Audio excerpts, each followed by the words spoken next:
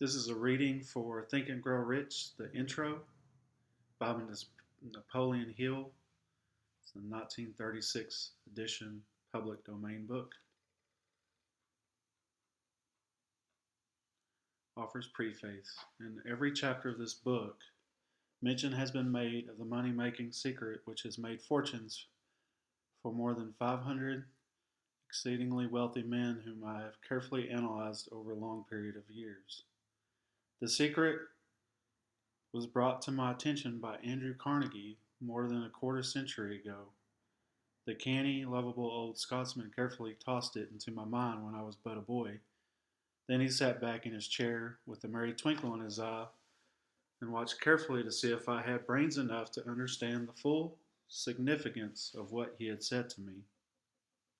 When he saw that I had grasped the idea, he asked if I would be willing to spend 20 years or more preparing myself to take it to the world, to men and women who, without the secret, might go through life as failures.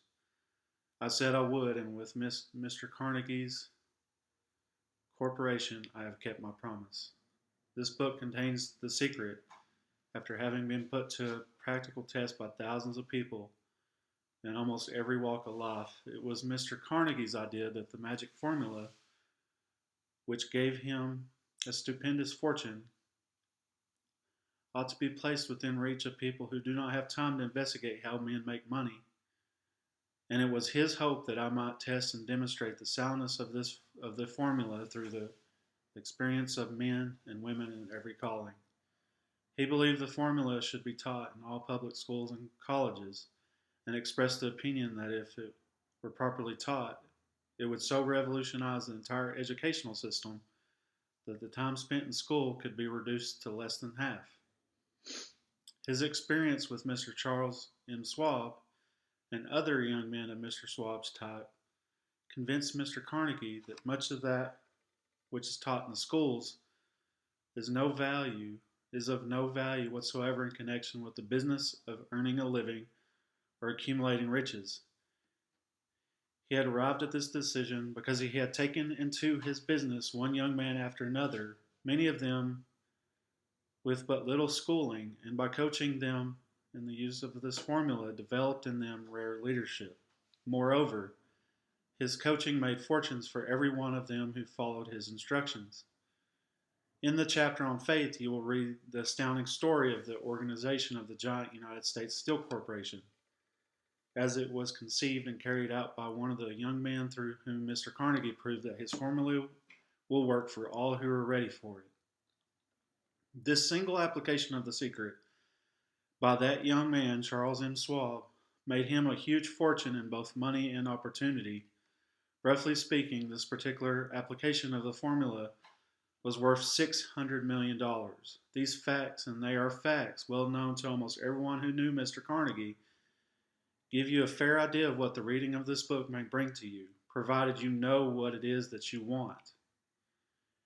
Even before it had undergone 20 years of practical testing, the secret was passed on to more than 100,000 men and women who have used it for their personal benefit, as Mr. Carnegie planned that they should. Some have made fortunes with it. Others have used it successfully in creating harmony in their homes. The clergyman used it so effectively that it brought him an income of upward of $75,000 a year. Arthur Nash, a Cincinnati tailor, used his near-bankrupt business as a guinea pig on which to test the formula.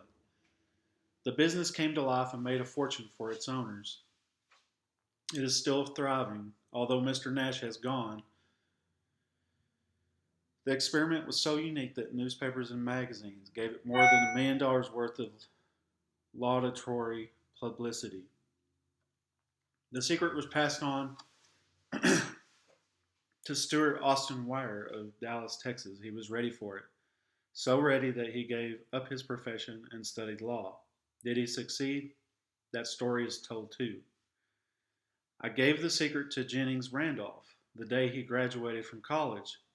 He has used it so successfully that he is now serving his third term as a member of Congress, with an excellent opportunity to keep on using it until it carries him to the White House. While serving as an advertising manager of the LaSalle Extension University when it was little more than a name, I had the privilege of seeing J.G. Chaplin, president of the university, use the formula so effectively that he has since made the LaSalle one of the great extension schools of the country. The secret to which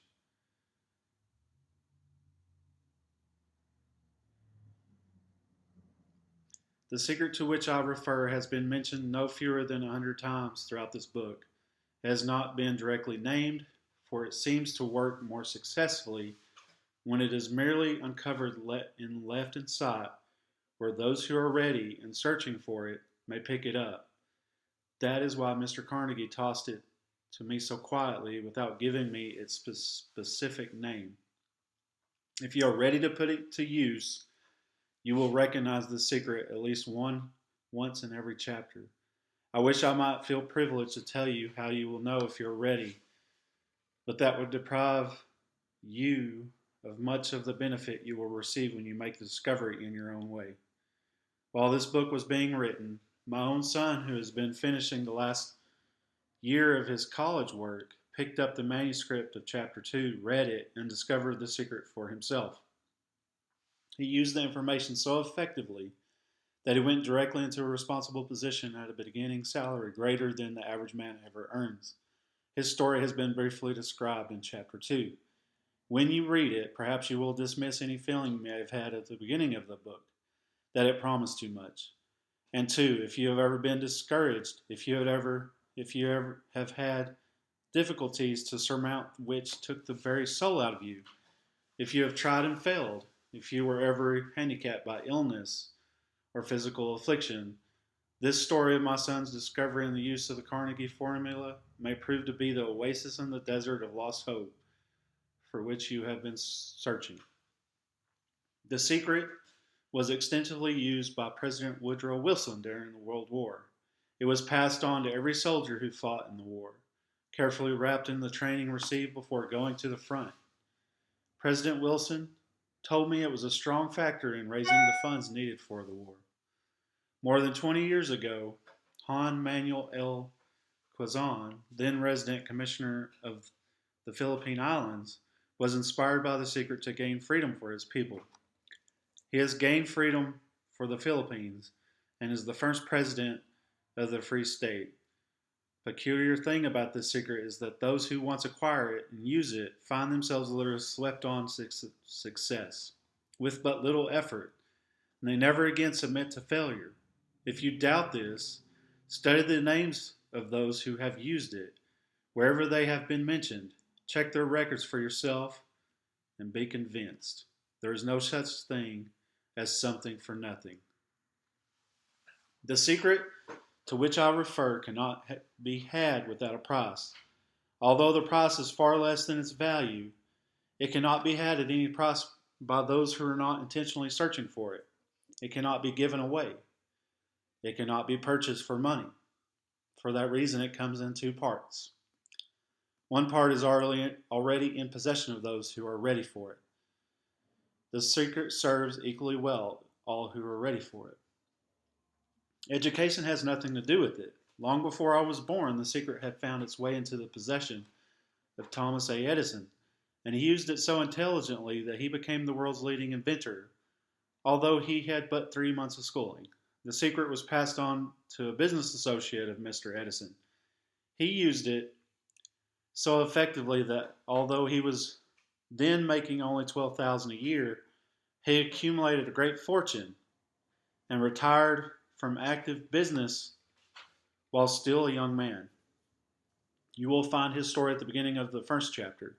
It should convince you that riches are not beyond your reach, that you can still be that which you wish to be, that money, fame, recognition, and happiness can be had by all who are ready and determined to have these blessings. How do I know these things? You should have the answer before you finish this book.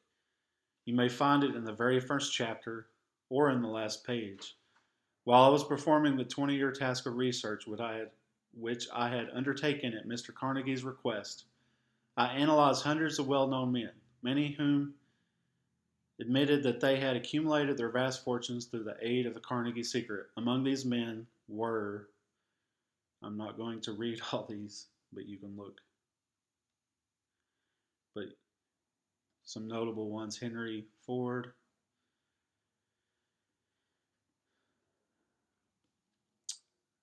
Theodore Roosevelt. It's a bunch of good ones.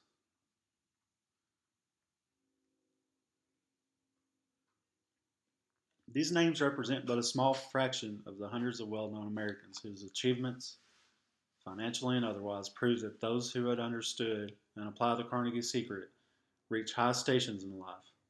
I have never known anyone who was inspired to use the secret who did not achieve noteworthy success in his chosen calling. I have never known any person to distinguish himself or to accumulate riches of any consequence without possession of the secret. From these two facts, I draw a conclusion that the secret is more important as part of the knowledge essential for self-determination than any which one receives through which is popularly known as education. What is education, anyways? What is education, anyways? This has been answered in full detail. As far as schooling is concerned, many of those men had very little. John Wanamaker once told me that what little schooling he acquired in very much the same manner as a modern locomotive takes on water by scooping it up as it runs. Henry Ford never reached high school, let alone college. I am not attempting to minimize the value of schooling, but I'm trying to express my earnest belief that those who master and apply the secret will reach high stations, accumulate riches, and bargain with life on their own terms, even if their schooling has been meager. Somewhere as you read, the secret to which I refer will jump from the page and stand boldly before you, if you are ready for it. When it appears, you will recognize it. Whether you receive the sign in the first or the last chapter, stop for a moment when it presents itself and turn down a glass, for that occasion will mark the most important turning point of your life. We pass now to chapter 1 and to the story of my very dear friend who has generously acknowledged having seen the mystic sign and whose business achievements are evidence enough that he turned down a glass. As you read his story and others, remember that they deal with the important problems of life, such as all men experience. The problems arise from one's endeavor to earn a living, to find hope, courage, contentment, and peace of mind, to accumulate riches, and to enjoy freedom of body and spirit. Remember, too, as you go through the book, that it deals with facts and not with fiction, its purpose being to convey a great universal truth through which all who are ready may learn not only to what to do, but also how to do it, and receive as well the needed stimulus to make a start. As a final word of preparation before you begin the first chapter, may I offer one brief suggestion which may provide a clue by which the Carnegie secret may be recognized. It is this: all achievement, all earned riches have their beginning in an idea. If you're ready for the secret, you already possess half of it. Therefore, you will readily recognize the other half the moment it reaches your mind. The author. Stay tuned for the next video. I'll read chapter 1.